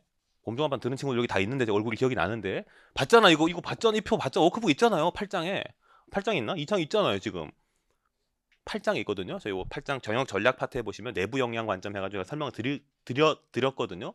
반응이 없으니까 지금 당황스럽네. 제가 분명히 설명드렸는데 근데 요게 이제 7월에 시험에 나왔습니다. 공무원 시험에. 그래서 확인해두고 넘어가시면 되겠습니다. 같은 연도니까 교수님들이 좀 출제위원이 겹칠 수가 있어서요. 요것만 알고 넘어가시면 됩니다. 다른 이론 보지 마세요. 끝. 이제 아예 다 넘기세요. 끝까지 제끼십시오. 2장 통째로 제끼십시오. 끝. 됐습니다. 2장까지 끝내고요. 이제 3장 들어갈게요.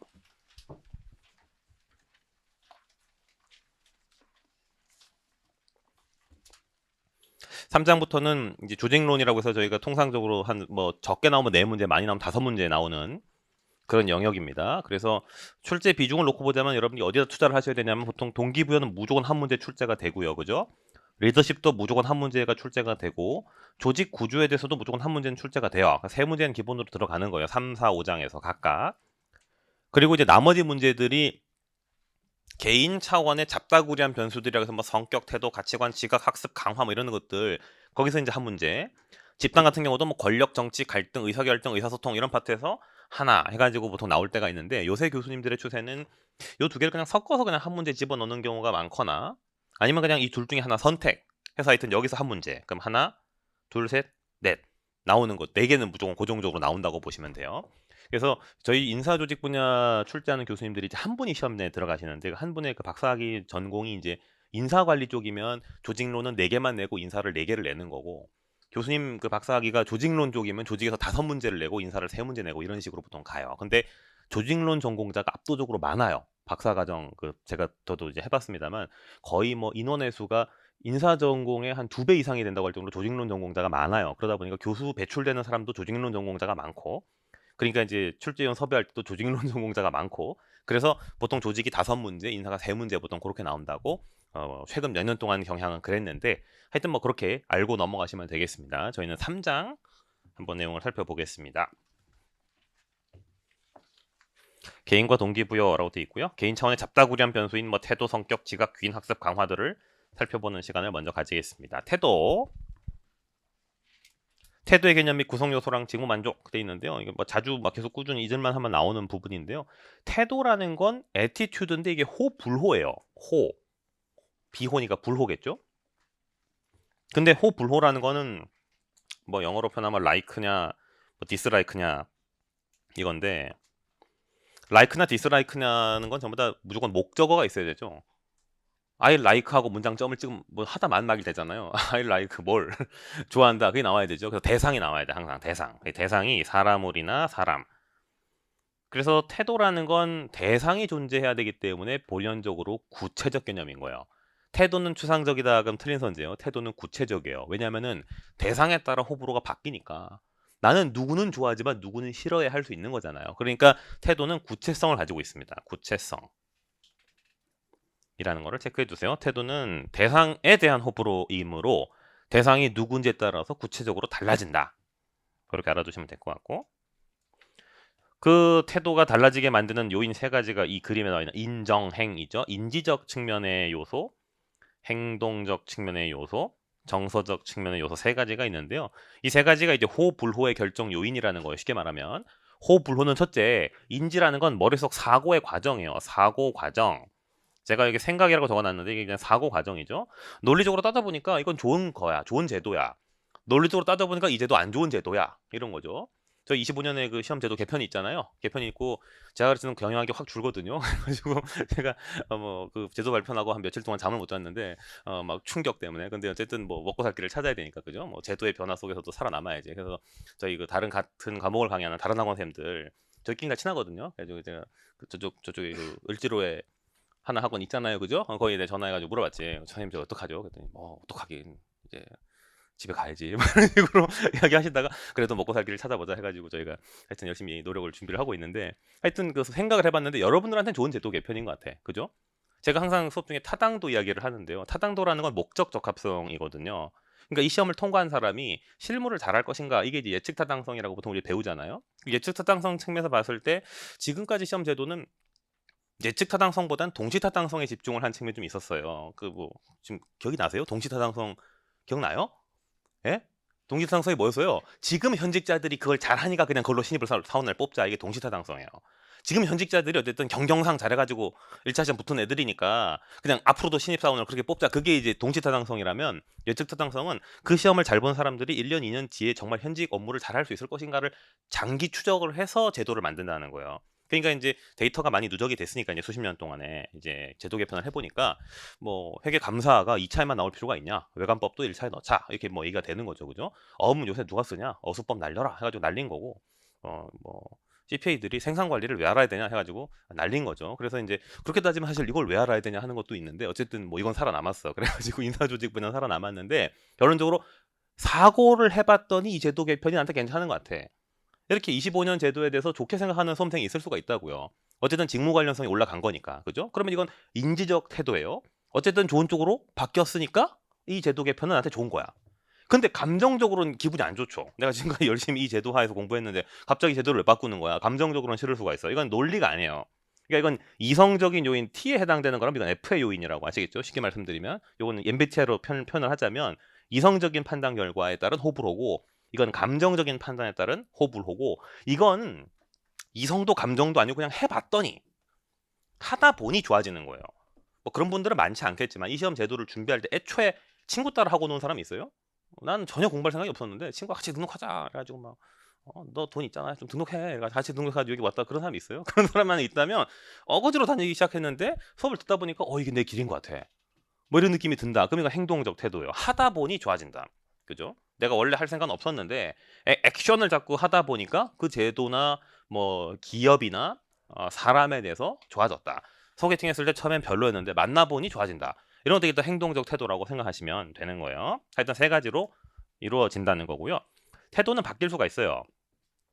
태도는 변화가 일어날 수 있어요. 태도에 대해서 뒤에 마케팅에서 어차피 배울 거니까 미리 한번 설명을 들어보자면 태도는 일단 지속성이 있어요. 그러나 변화가 가능하고 학습이 가능하고요. 그리고 겉으로 드러나진 않아요. 겉으로는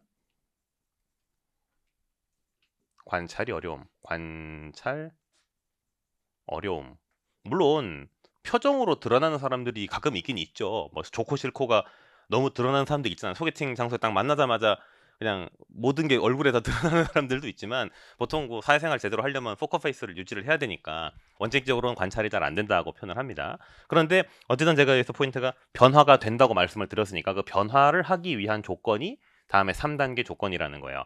르윈이란 사람에 따르면은 해빙 변화 제동결이 필요하다. 1단계 해빙. 이거는 변화 저항을 극복하는 거예요. 변화 저항의 극복. 기억력 좋으신 분들은 요거 5장에서 했던 거죠. 그죠? 그다음 변화 그 자체. 걔는 제동결. 네, 이렇게 돼 있습니다. 해빙 변화 제동결. 이게 무슨 말이냐면은 사람의 그 태도가 마치 얼음과 같다는 거예요. 얼음. 단단하게 얼어있는 얼음. 이 육각형 모양, 정육면체 모양의 얼음을 바꾸고 싶어. 얼음을 바꾸고 싶어. 얼음의 모양을 뭐 바꾸고 싶어. 원형으로 바꾸고 싶어. 이렇게 구형의 얼음으로 이렇게 동그라미로 바꾸고 싶다고요? 그러면 어떻게 바꿔야 돼요? 빨리 성격 급한 사람들은 얼음을 이제 망치로 깨 부수는 거지. 부숴가지고 가루를 낸 다음 가루를 손으로 쫙쫙 뭉쳐가지고 짠 이렇게 만들면은 얼음이 당장은 바뀌겠지만 그렇게 눈사람처럼 뭉쳐진 얼음은 조그만 외부 충격에도 금방 바스러지기 때문에 오래가지 못한다. 그래서 태도가 오래가게 하려면 첫째 이걸 뭐 녹여서 물로 만들고 물을 새로운 틀 프레임에 넣고 얼려서 굳히기 작업을 해야 된다는 게 이 루인의 설명이에요. 그러니까 사람의 태도 변화는 쉽게 말하면 이제 싫었던 걸 좋아하게 만들거나 거꾸로 좋아했던 걸 싫어하게 바꾸려면 일단 마음속에 있던 어떤 장벽을 무너뜨리는 과정이 필요하다. 그렇게 비유했다. 알아두시면 되고 해빙 변화 제동결 3단계를 거쳐서 하여튼 바뀔 수 있다 없다. 태도는 바뀔 수가 있다. 그렇게 알아두시면 되고요. 그럼 시험에서 물어본다고 생각해 보세요. 태도는 매우 가변적이다. 그 맞아요, 틀려요? 매우 가변적이다. 매우 가변적이진 않죠. 태도는 쉽게 바뀌지 않아요. 다만 이 3단계 과정을 거치면 바뀔 수 있기는 해. 그 호불호라는 게 바뀔 수 있다. 그렇게만 알아두고 넘어가시면 되겠고요. 태도 중에 가장 중요한 태도가 직무만족이라고 되어 있고요. 직무만족은 일 자체, 그 다음에 인간관계, 승진과 보상 이 네 가지에 의해서 결정된다고 알려져 있어요. 이 네 가지를 4대 요인 이렇게 표현을 합니다. 일 자체가 재미있느냐, 인간관계가 좋으냐, 진급이 얼마나 잘 되느냐, 보상 많이 주느냐, 이것이 나의 직무 만족을 결정한다. 만족도가 높은 직원들은 뭐 일 잘하고 남을 돕고 고객도 즐겁게 해주고, 그러니까 이 세 가지는 올라가는 거죠. 이직 의도는요 떨어지겠죠. 스트레스는 떨어지겠죠. 일탈 행동도 덜하겠죠. 그래서 좋은 거 세 가지는 올라가고요, 나쁜 거 세 가지는 떨어진다. 이렇게 보시면 되겠습니다. 네, 이렇게 보고 넘어갈게요. 선지 몇 개만 보겠습니다. 2023년 선지 태도는 인정행으로 구성되어 있다. 맞고요. 그 다음에 19년도 선지 만족이 높을수록 이직 의도는 낮아지고 직무 관련 스트레스는 줄어든다. 너무 당연한 얘기죠. 만족하니까 회사 그만두지 않을 거고 스트레스 줄겠죠. 그죠? 다음 23년 선지 직무 만족은 직무를 활용한 전문가로서의 체계적인 경력에 버릴 때 뭔 소리야 이게 지금. 나중에 우리가 6장에서 보면 사람의 그 경력을 전문가 경력과 관리자 경력으로 구별을 할 건데, 관리자 경력은 분야는 중요치 않고 내가 무조건 진급을 하겠다는 거고, 전문가 경력은 진급 못해도 좋으니까 이 자리에서 내가 하는 일의 전문가가 되고 싶다는 커리어 패스를 말하는 건데, 여러분들은 다 전문직 시험 준비하는 사람들이니까 전문가 경력을 중시한다는 거예요. 그러면 이건 전문가 경력을 의미하는, 그러니까 주어가 이거는 그러니까 전문가 경력 관리, 경로를 설명하는 것이 되어야 되는데 지금 주어가 직무 만족이라고 돼 있으니까 설명이 잘못된 거죠. 만족은 일에 대한 그냥 태도예요. 일에 대한 태도인데 그게 만족이니까 긍정적 태도를 뜻한다라고 적어놔야 되니까 정의가 잘못된 거예요. 정의가 틀렸어요. 넘어가겠습니다. 몰입은 커미트먼트인데 이게 직역하자면 헌신이죠. 헌신. 그래서 이걸 이 한 몸 얼마나 바칠 것이냐 뭐 이렇게 표현할 수가 있고요. 조직 몰입의 종류는 세 가지가 있다고 알렌과 마이어께서 말씀하셨죠. 정서적 몰입, 연속적 또는 지속적 몰입, 규범적 몰입 세 가지가 있는데, 영어로 표현하면 이 정서적 몰입은 affective예요. 감정적으로 우리 회사가 좋다 이런 겁니다. 그래서 이건 뭐 동일시, 다른 말로는 애착.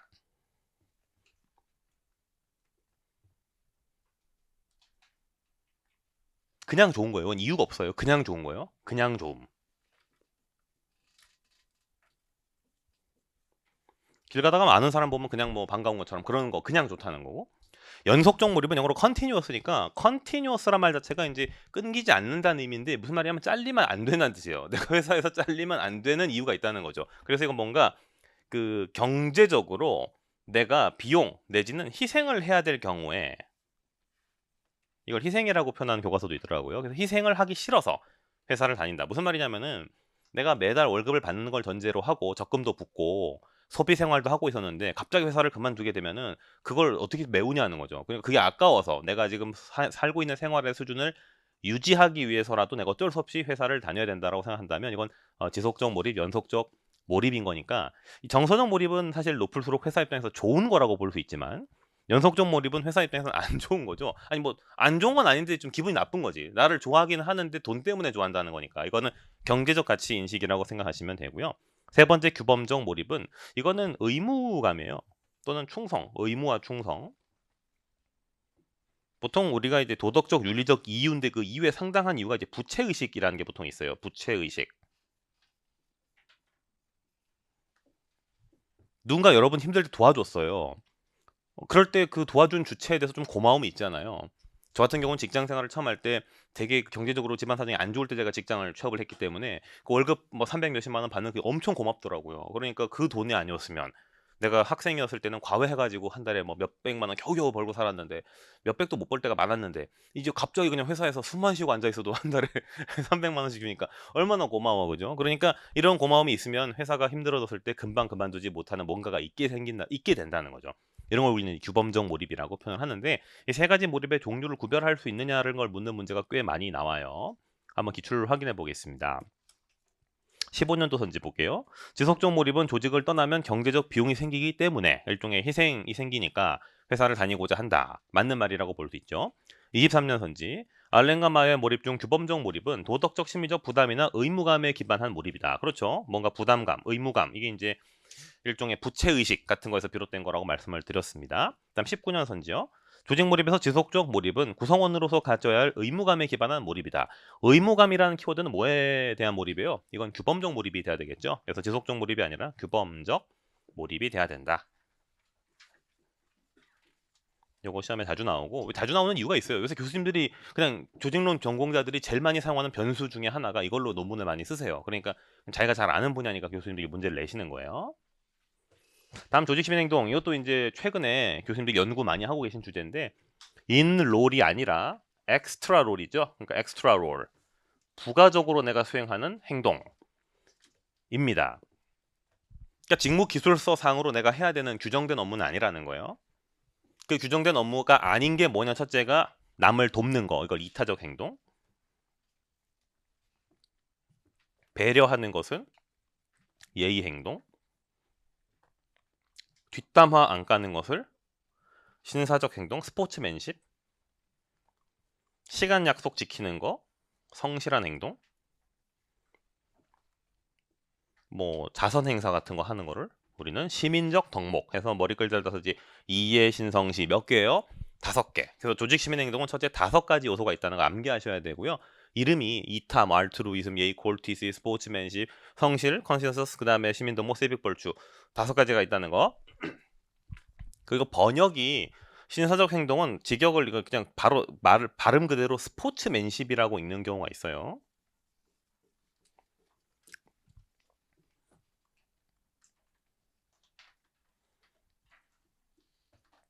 좀 더 딥하게 들어가면 앞에 2가지는 특정한 이제 개인을 도와주는 활동이라서 52 I, 인디비주얼을 돕는다고 표현을 하고요. 밑에 3가지는 불특정 다수를 돕는다고 해서 52 O, 조직을 돕는다 이렇게 표현을 합니다. 그래서 이해 신성시 중에서 이예는 52 I, 신성시는 52 O에 속한다. 이렇게 알아두시면 되겠습니다. 선지를 보겠습니다. 52는 공식적 역할이 아니더라도 남을 돕는 행동입니다. 라는 뜻이 잘 나와 있고요. 고담 선지 보시면 52는 예, 신. 그 다음에 성실 활동과 시민덕목 행동이 없네요. 전문가 행동이라는 건 없는 거예요. 그러니까 쓸데없는 걸 넣었기 때문에 일단 5가지가 아니라 4가지만 적었기 때문에 또 틀렸고, 요소도 설명이 잘못됐기 때문에 틀렸고, 하여튼 틀린 선지라는 걸 직관적으로 그냥 보셨을 때 아시면 되는 거니까 어렵지 않죠? 넘기겠습니다. 인지부조화 넘기겠습니다. 정서. 정서는 3가지만 알아줍시다. 감정 노동, 영어로 이제 이모셔널 레이버. 감정 소진, 이모셔널 번아웃. 감성지능, 이모셔널 인텔리전스. 이 3 변수 간의 관계가 뭐냐? 일단 감정 노동의 경우는 뭐 여러분 뜻은 잘 아시죠? 내가 뭐 드러내고 싶지 않은 감정을 드러내야 되는 게 감정 노동인데요. 이때 겉으로만 그런 척하면 표면 연기고요. 나 자신을 속일 수 있는 사람 있죠. 그래서 자기 자신까지 바꿔놓는 연기를 심층 연기. 그러니까 무슨 말이냐면은 억지로 슬퍼서 우는 표정을 짓는 건 표면 연기고, 진짜 그 순간 눈물을 흘릴 수 있는 그 타고난 배우 이런 사람들은 이제 딥한 연기를 한다는 겁니다. 그리고 감정 소진은 지친 상태, 탈진. 보통 감정 노동을 많이 하면 감정 소진이 돼요. 그렇겠죠. 감정적으로 내가 원하는 감정이 아니라 억지로 드러내야 하는 감정을 장기간 표현하게 되면은 감정 노동이 감정 소진으로 이어지게 된다. 감성지능은 이 감정을 파악하고 관리하는 능력입니다. 파악과 관리. 나의 감정이 뭔지를 잘 캐치하고 이거를 써먹고 활용한다는 의미로 이해하시면 되겠습니다. 그러면 선지를 보겠습니다. 이 3가지를 가지고 이제 선지가 한번 출제가 됐는데,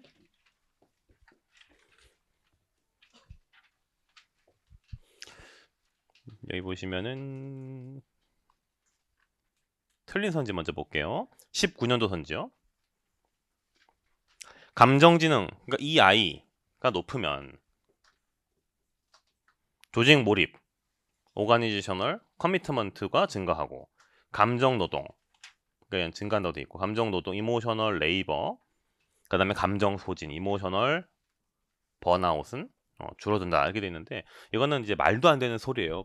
말도 안 되는 소리를 적어 놓은 건데 상식적으로 여러분 지금 우리 이모셔널 이제 레이버, 이모셔널 번아웃, 이모셔널 인텔리전스 세 가지가 있는데 이 중에서 종속 변수는 뭘까요? 결과로 나오는 거는 얘는 감정 노동을 내가 한다는 거고 얘는 번아웃 됐다는 거고 이거는 내가 감성 지능 관리 능력이 뛰어나다는 건데 그럼 이 중에 결과는 뭐예요?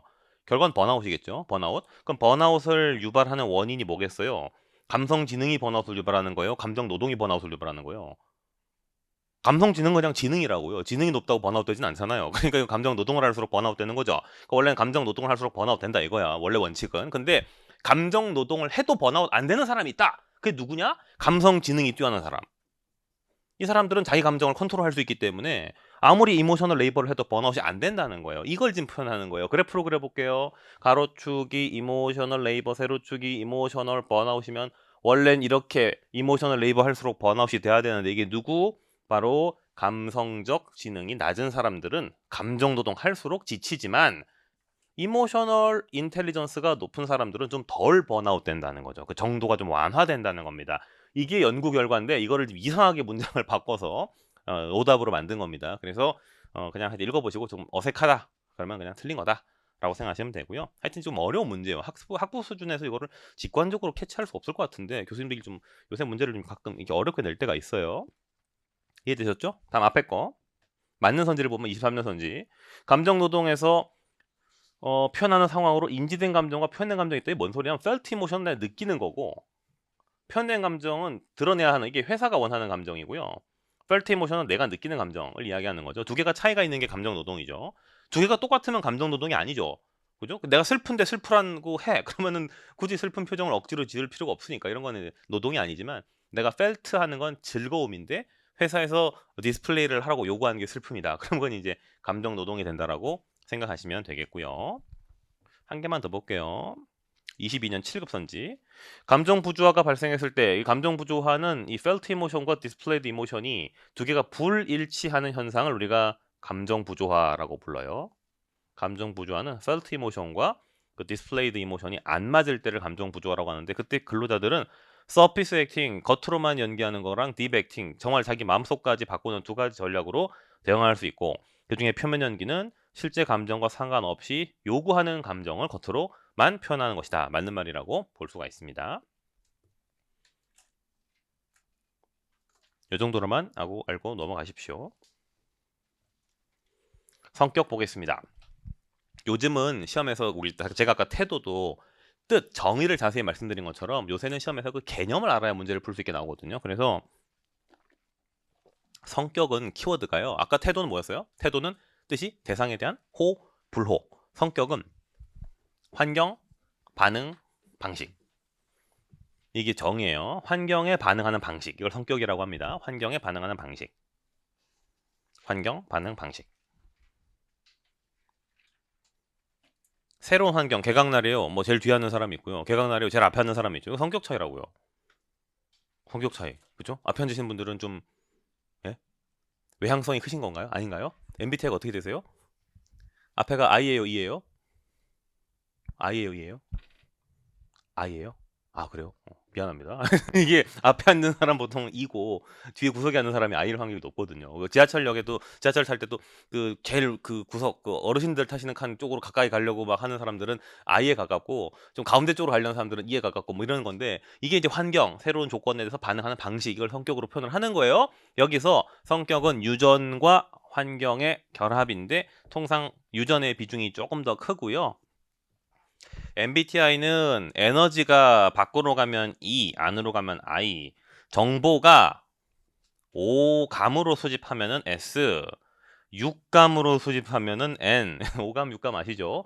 5감은 눈, 코, 귀, 입, 그 다음에 뭐 촉각, 후각, 뭐 시각 이런 것들이고 6감은 여섯 번째 식스센스 이걸로 이제 발휘를 해서 뭔가 파악하는 건 N에 가깝다는 거죠.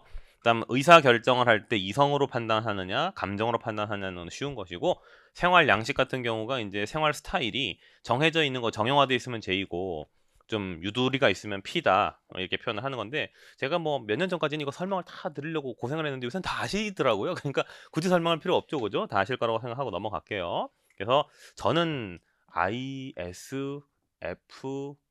것 같아. 전 ISFP 어딨어? ISFP. 아, 이건 같나? 전 이건 것 같아요. 근데 예술가가 아니네. 예술가가 아닌데 어쨌든 제 성격은 이런 것 같고요. 일단 참고하시고. 자, 빅5입니다. 빅5랑 MBTI는 완전 다른 이론인 거 아시죠? MBTI는 분류하는 이론이에요. 그러니까 MBTI는 겹칠 수가 없어요. 그죠? MBTI는 내가 2인 동시에 I가 되기가 쉽지가 않거든요. 물론 그런 사람도 있긴 있는데 이론상으로는 사람은 16가지 중에 한 가지 성격이 돼야 된다는 거고 빅5는 5가지 중에 한 가지가 돼야 된다는 이론이에요. 아닙니다. 빅5는 모든 사람은 5가지 성격을 다 갖고 있다는 거예요. 다만 5가지 요소의 비중이 사람마다 다를 뿐이다 이거예요. 그러니까 얘는 재료의 비중을 이야기하는 거고 MBTI는 아예 그냥 이 타입을 결정하는 거고 MBTI의 T가 타입이거든요. 그러니까 MBTI는 애초에 그 유형을 판단하는 게 목적이라면 빅5는 제목이 빅이잖아. 모든 사람한테는 5가지 큰 요인이 들어있다는 거예요. 다만 그 요소별 비중이 개인차가 있을 뿐이다라는 겁니다. 자, 감, 외, 개친성이라고 뭐 우리말로 머리를 글자 일단 이상해지니까 영어로 따면 오션이 되죠. O부터 설명할게요. 개방성, 열린 마음, 새로운 걸 받아들일 수 있다. 뭐 제도 개편 이런 거 좋아. 괜찮아. 나에게 기회가 될 거야. 이건 열린 마음, 개방성이 높은 거고요. C 성실한 사람, 설명 필요 없고요. E 외향적인 사람, 설명 필요 없고요. A 남의 말에 동의를 잘해주는 속성입니다. 그래서 이 사람들은 잘 조화롭다고 표현을 하기 때문에 뭐 친화성이라고 또 번역을 하고 조화성이라고 또 번역을 하고요. 마지막 N은 뉴로티시즘에서 따온 겁니다. 신경질적 성격, 감정이 예민한 사람, 반대는 감정이 안정적인 사람이라고 부를 수 있어서 원래 성격의 개념은 감정 안정성이라서 약자를 따면 원래 이모셔널 스테이빌리티 ES가 돼야 되는데 그럼 밑에 외향성의 E랑 헷갈려서 그냥 약어를 딸 땐 N으로 따요. 반대 개념인 이게 뉴로티시즘이거든요. 그래서 이제 신경질적인 성격의 약자인 N을 따서 오션이라고 부르고 있습니다. 시험에서는 그냥 쉽게 나와요. 다음 중 빅5에 들어가지 않는 것은 뭐 이렇게 나오거나 이 뜻을 물어보는 문제가 나오니까 그걸 나중에 확인해 보시면 될 것 같습니다. 일단 사실 3개만 볼게요. 첫 번째 선지, 21년 선지. 성격은 개인의 개성을 나타내는 전체적 개념으로서 유전적인 측면과 환경적인 측면의 상호작용이다. 맞는 말이죠. 그죠? 다음 13년도 선지 MBTI에서는 정보 수집 방식과 판단의 방식. 판단은 이제 뭐 J냐 P냐고 정보 수집은 S냐 N이냐 뭐 이런 것들인데 하여튼 뭐 이런 요인들을 가지고 성격을 분석을 한 다음 그러니까 유형이죠. 유형이 타입이에요. 유형을 분석을 하고 그 다음에 그에 적합한 직업을 제시하고 있다. 그래서 이런 성격은 이런 거 하는 게 좋습니다라는 권장을 해주고 있다는 거니까 맞고요. 그 다음 틀린 선지를 보시면은 23년 선지 빅5 모델에서 정서적 안정성, 감정 안정성은 사회적 관계 속에서 편안함을 느끼는 정도이다.